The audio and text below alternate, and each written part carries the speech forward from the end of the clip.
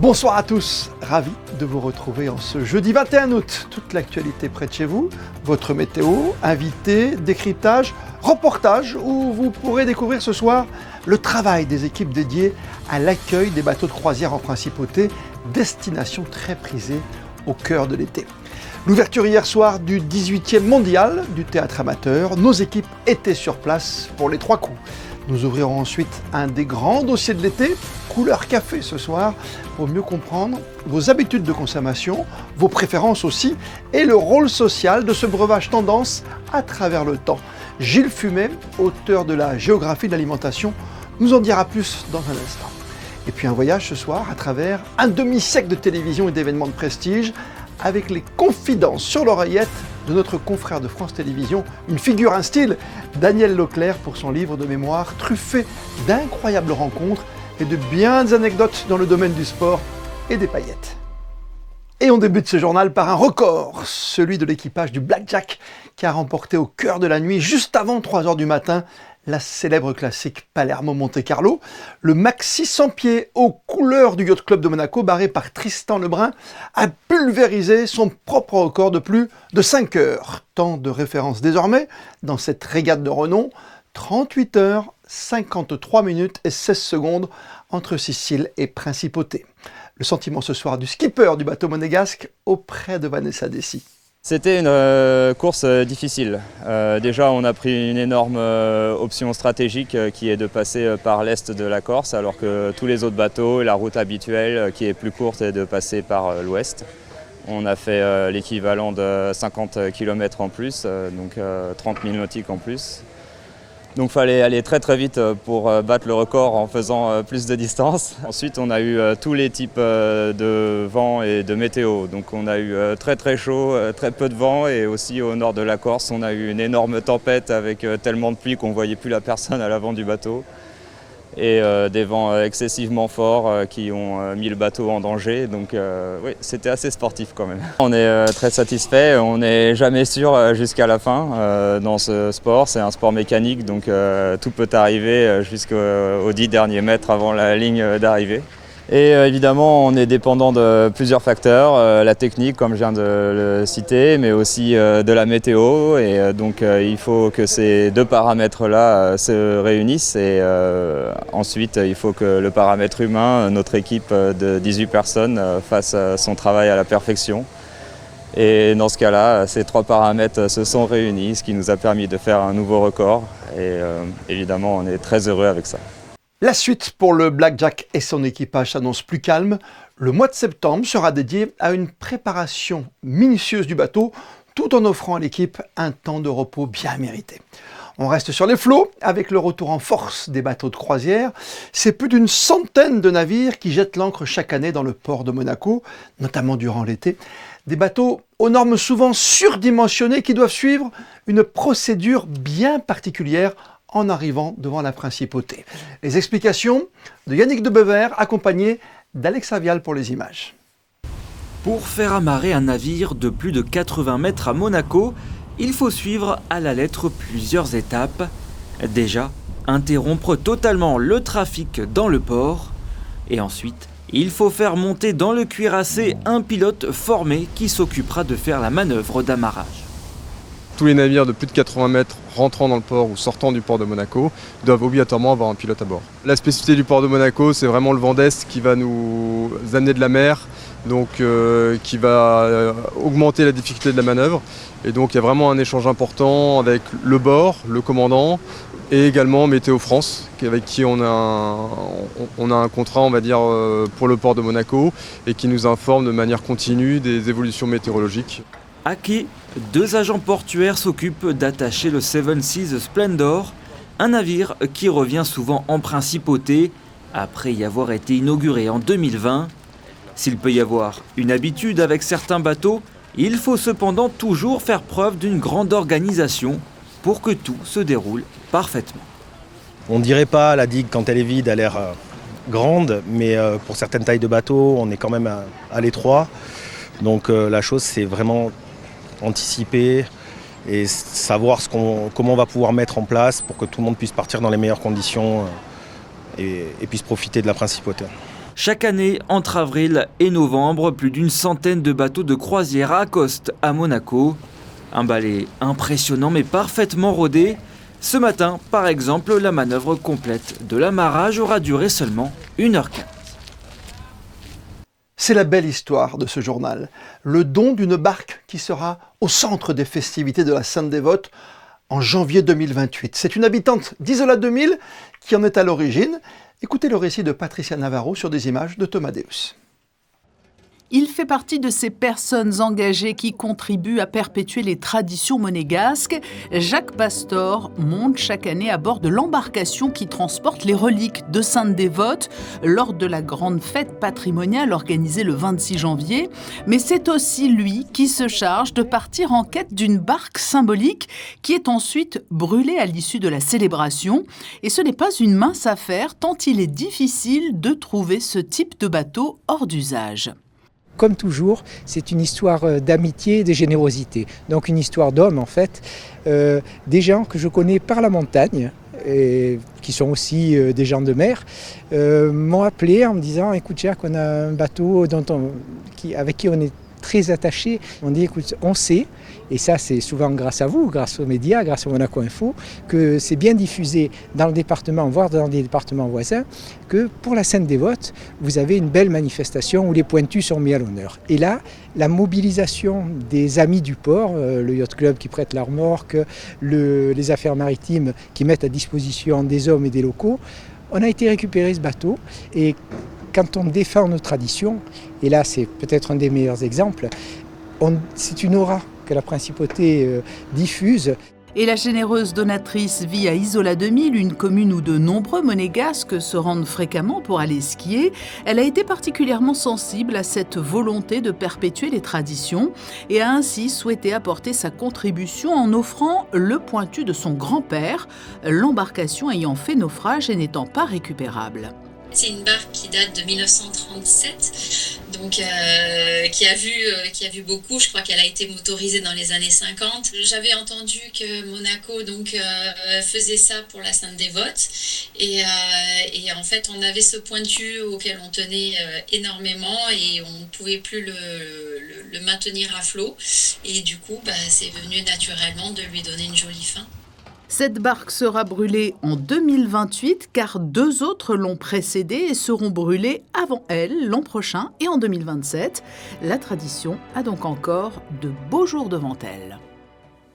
C'est l'un de nos grands dossiers de l'été, dossier tendance autour du café. Expresso, ristretto, allongé, latte, glacé ou frappé, la petite noisette, le café filtre ou le cappuccino.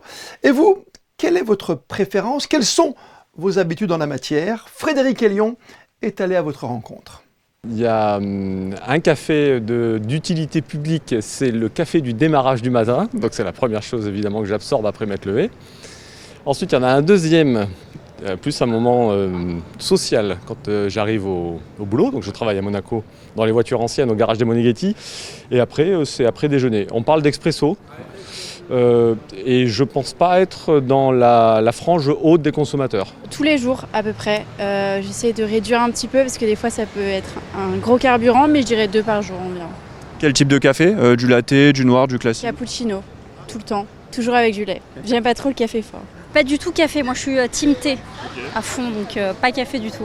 Jamais goûté même? Si goûté avant, mais ça m'intéresse pas, là je suis bien sur le thé. Qu'est-ce qui vous plaît pas dans le goût finalement? Je sais pas, je trouve ça un peu amer. Bon après faut mettre du sucre, quoi. Ça va si on met du sucre à mort, mais sinon j'aime pas ça. Ça dépend, c'est un peu par période. Des fois je peux en boire 1 ou 2 fois par jour, des fois j'en bois pas. Je fais un peu de sport aussi le matin, du coup c'est pas mal pour commencer la journée. J'essaye un peu, bon pas directement dès que je me lève, au bout d'une petite heure, dès que je me lève tranquillement. Molto caffè tutto il giorno, 4-5 volte la mattina per la colazione e per il lavoro, per essere svegli, pronti, reattivi. Quindi l'italiano 4 caffè al giorno, anche dopo pranzo, sempre. Souvent c'est au taf, donc c'est du moulu directement sur espresso, des choses comme ça. Voilà. Un peu juste après manger, c'est tout. Ouais. L'estate è vero, il caffè freddo o la crema di caffè. L'estate cambia. Okay. L'origine du café, ses habitudes de consommation dans le monde, son rôle social accoudé au comptoir au coffee shop ou encore en fin de repas à la maison. Pour aller plus loin dans ce dossier brûlant, nous accueillons Gilles Fumet, chercheur en géographie culturelle et auteur de la géopolitique de l'alimentation. Bonsoir à vous. Bonsoir. Important de s'intéresser à nos habitudes avec le café. C'est une vieille tradition. Ça remonte à quelle époque l'arrivée du café chez nous, par exemple, à Monaco, en France ou en Italie? Alors, en Italie, ça remonte au XVIe siècle, XVIe, XVIIe siècle, voilà, qui est un moment au cours duquel l'urbanisation plus importante en Italie nécessite des lieux où on doit se rencontrer, on peut se rencontrer. Et là, on va utiliser quelque chose qui est très banalisé à Istanbul. Voilà. Ah oui, le café turc. Voilà, qui est en fait le lieu où se retrouvent les hommes dans les espaces publics, parce que les espaces privés où restent confinés les femmes, évidemment, sont inaccessibles. Ouais, parce qu'on parle beaucoup de salon de thé. C'est vrai que le thé qui est encore la boisson la plus consommée, derrière l'eau bien sûr, dans le monde. Alors, dans le monde, oui, tout à fait, parce que c'est la plus facile à faire. Par infusion, c'est très simple. Oui. Et surtout parce que c'est une boisson qui touche aussi bien les hommes que les femmes. Alors que le café, c'est plutôt les adultes, c'est bien sûr les hommes et les femmes, c'est peu les enfants. Et c'est comme un moment au cours duquel, dans la vie, lorsqu'on accède au café, on accède au monde des adultes en quelque sorte. C'est ça, c'est le monde des adultes. Le café, ça se consomme au bar, à la maison, sur le marché. Ça se consomme un peu partout. Est-ce qu'il y a plus une consommation aujourd'hui à domicile ou dans des cafés un peu différents? Oui, alors, ce qui est frappant, effectivement, c'est de voir que la technologie utilisée au bar, qui a été donc inventée par les Italiens, oui, sur le modèle du café turc, qui est une boisson très concentrée, et elle est passée grâce à la technologie au domicile, et si bien que voilà, avec les systèmes de fabrication de la tasse de café instantanée, bien sûr, comme au bar. On est loin du filtre, on est dans la dosette aussi aujourd'hui. On n'a pas tous une machine à café à la maison. L'effet dosette a beaucoup fait avancer la consommation de café, peut-être. Oui, tout à fait. Ou en tout cas, elle en a amélioré la qualité, dans le sens où, effectivement, on a échappé au café boisson qui vient d'un système de filtre, là, qui est utilisé beaucoup plus dans les pays anglo-saxons, les pays du Nord, où là, on utilise le café comme une boisson banale, quoi. Alors que dans les pays du Sud, dans les pays latins, dans les pays musulmans, le café est une boisson sociale. Ce qu'on consomme devant son ordinateur, donc là, c'est plus quelque chose qui relève de la santé, dans la mesure où là, on a besoin non pas d'un adjuvant social, mais de quelque chose d'excitant, voilà, qui va permettre de pouvoir résister au travail. Il y a un certain niveau d'exigence maintenant dans le café, on a l'impression, parce qu'on peut prendre du café différent entre hommes et femmes ou jeunes gens, ou personnes plus âgées peut-être. On part d'un simple expresso, on est plus difficile quand on arrive au café. Maintenant, dans le choix, évidemment, on va au macchiato, l'americano, la petite noisette d'antan, le petit crème, ça a changé quoi aujourd'hui. On va un cappuccino avec un descent, avec un cœur dessus, on veut plein de choses. Oui, donc vous voyez que votre histoire de cœur sur le café montre bien qu'il y a dans la boisson un message, dans le sens où finalement on attend du café quelque chose qui est une forme d'esthétisme, oui, voilà, ça, dans la relation. D'où la chance maintenant d'avoir des endroits conviviaux comme des coffee shops. Il y a aussi il y a les cafés philo. Vous avez créé par exemple avec des étudiants le café géo aussi. Oui, l'idée c'était de reprendre à partir du café philo le point de départ qu'a été le café en Occident, avec la découverte de la boisson au XVIIIe siècle, qui était de faire des lieux où on brassait des idées. Ouais. Voilà. Il faut savoir quand même que la Révolution française s'est préparée très largement dans les cafés, et le printemps arabe c'est travailler dans les cafés, et la raison pour laquelle les Chinois surveillent les établissements où on boit du café tient au fait que justement on a peur que se délient les formes de liberté dans des endroits qui sont moins surveillé. Merci en tout cas d'avoir pris du temps pour nous ce soir, Gilles Fumet, dans ce dossier complet sur le café. On a vu les impressions de ceux qui font Monaco, bien sûr. On a plein de petits territoires comme ça cachés. On adore prendre son café, que ce soit au bureau, à la maison ou à l'extérieur. Vous l'avez dit, lien social d'importance. Merci encore d'avoir été des nôtres ce soir. Bon café. Le coup d'envoi du Mondial du théâtre a été donné hier soir à Monaco, au Théâtre des Variétés. Organisé par le studio de Monaco, ce rendez-vous unique est considéré comme le plus grand festival du théâtre amateur au monde. Gaëtan Lebrun et Thomas Deus ont assisté à la soirée d'ouverture. Du 20 au 27 août, la Principauté devient la scène internationale de la création théâtrale. 18 pays venus de 5 continents se succèdent pour présenter leurs œuvres dans un esprit de partage et de découverte culturelle.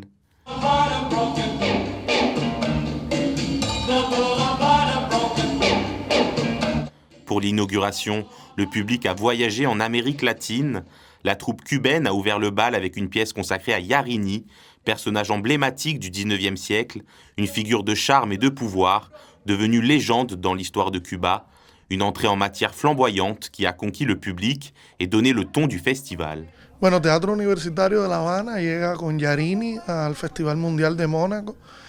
Yarini es una obra basada en un hecho real o un personaje real de los años 1900 de la Cuba naciente, de una república donde Cuba se libra de la colonia española y empieza a generar una nueva historia. Y Yarini es un cubano que se erige como líder, como héroe, aunque representa valores de un antihéroe, aunque tuvo valores de antihéroe. Yo, Fernando, soy bastante movido, o sea, me encanta la playa, me gusta siempre estar moviendo las manos, y Yarini es todo lo opuesto a eso. Tiene que ser una persona que grita, mata, acaricia, solo con la mirada, o sea, solo con un gesto, con una respiración, y lograr apartar todo lo que yo soy y lograr encarnar a Yarini, ser solo una respiración que grita, eso es lo más complicado para mí. O sea, avanzar y que el paso pese y que el paso abra el camino es difficile. Un rendez-vous où passion, diversité et créativité se rencontrent sous le signe de l'échange entre cultures, avec toujours la même ambition, mettre en lumière la richesse du théâtre amateur. Les sports, le départ du Tour d'Espagne ce samedi de Turin, une escade piémontaise de 3 jours pour débuter la Vuelta cette année. La présentation des coureurs a lieu ce soir et parmi eux, on retrouve avec grand plaisir celui qui pour la première fois de l'histoire du cyclisme monégasque a endossé un maillot jaune de leader après une magnifique victoire d'étape en côte au Tour de Pologne au début du mois d'août. Victor Langelotti qui a finalement terminé 5e au classement général final. Victor qui a été retenu par son équipe Ineos Grenadier pour épauler celui qui a déjà son palmarès Tour de France et d'Italie, le grand Egan Bernal, qui pourra donc compter sur les qualités de puncher en montagne du représentant rouge et blanc et qui, on s'en souvient, avait endossé lui en 2022 quelques jours le maillot de meilleur grimpeur sur cette même Vuelta, le Tour d'Espagne. Justement, notez-le, sur vos agendas, la Vuelta s'élancera en 2026 de la Principauté de Monaco. Il est l'une des grandes figures de l'audiovisuel, passionné de sport, de cinéma, de pétanque et de show business. Daniel Leclerc vient tout juste de publier ses confidences sur l'oreillette. Il est avec nous ce soir. Bonsoir Daniel. Bonsoir Christophe. Ravi de vous retrouver, l'homme aux 50 ans de télévision, un demi-siècle, tellement d'histoires, tellement de rencontres et d'anecdotes. Confidence sur l'oreillette, déjà le titre est magique. Hein. On a essayé beaucoup de titres, on en avait beaucoup qui nous ont été proposés, puis je me suis dit qu'en 50 ans de carrière, comme j'ai toujours eu le privilège de présenter, je me suis dit on a toujours un fil à la patte, c'est l'oreillette, confidence sur l'oreillette. 50 portraits, vous avez compté à peu près, c'est ça? Il y en a 80, alors spécificité de mon ouvrage, c'est que je suis auteur-acteur de toutes mes anecdotes. Avec évidemment une grande carrière dans le sport, bord-terrain pour les plus jeunes qui nous écoutent et les plus anciens, l'hippisme, la pétanque, on va y revenir.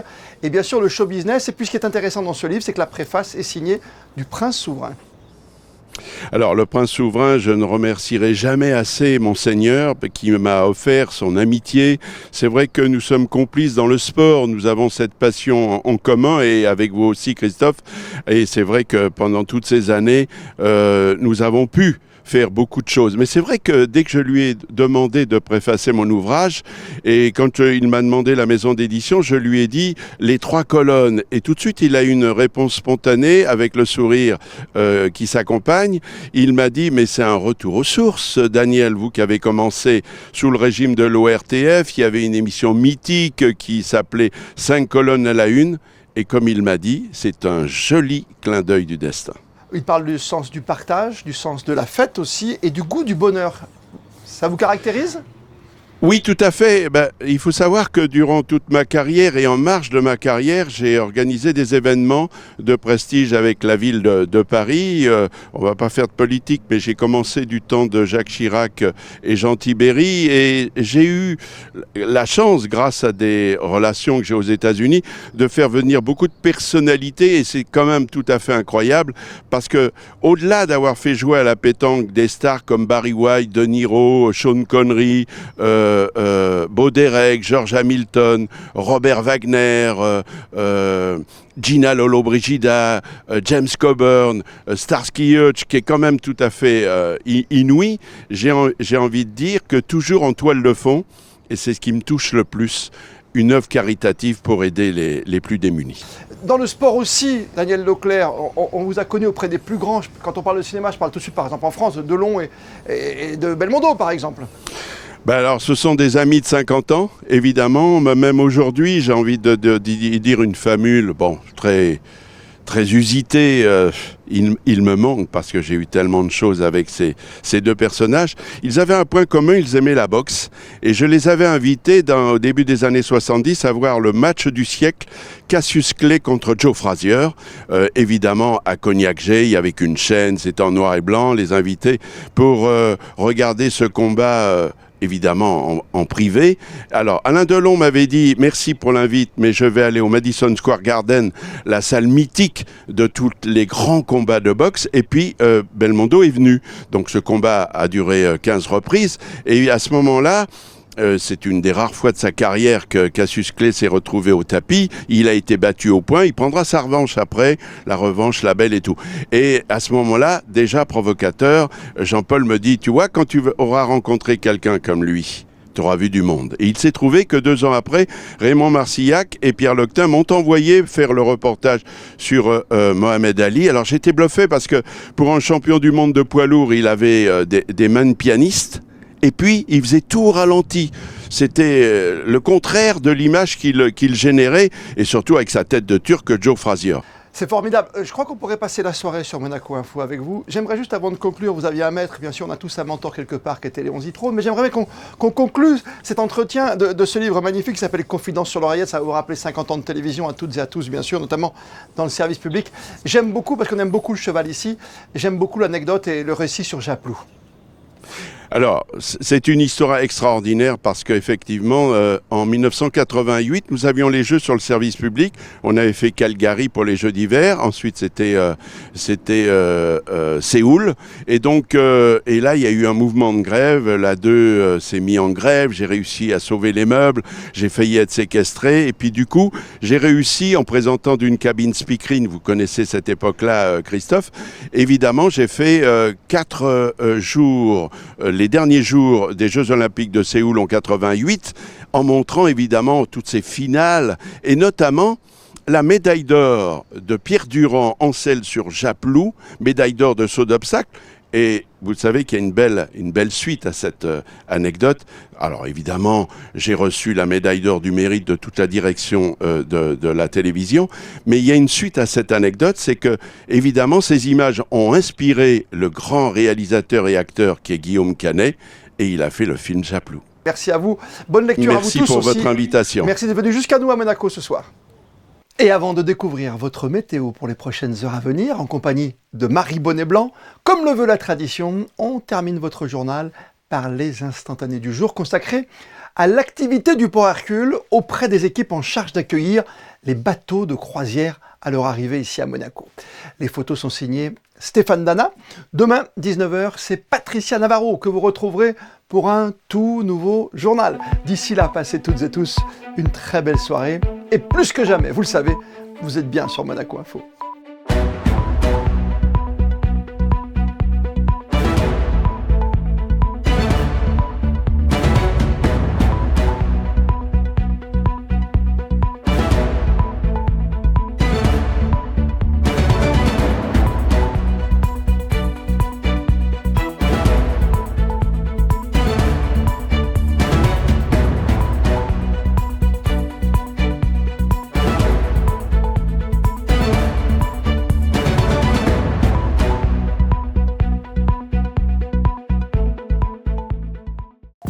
Retrouvez la météo avec Suisse Courtage, votre partenaire de confiance en assurance à Monaco. Protection sur mesure pour particuliers et professionnels. Bonsoir à tous, je suis ravie de vous retrouver afin de faire le point sur le temps de demain. Le soleil devrait revenir dans la matinée, quelques nuages devraient faire leur apparition dans la journée. Côté température, il fera 25 degrés le matin et jusqu'à 26 dans l'après-midi. Ça sera l'occasion de souhaiter une très belle fête à tous les Fabrices et ce sera également la journée internationale de commémoration des personnes victimes de violences en raison de leur religion ou de leur conviction. Une journée qui a été instaurée par les Nations Unies. C'était la météo avec Suisse Courtage, votre partenaire de confiance en assurance à Monaco. Protection sur mesure pour particuliers et professionnels.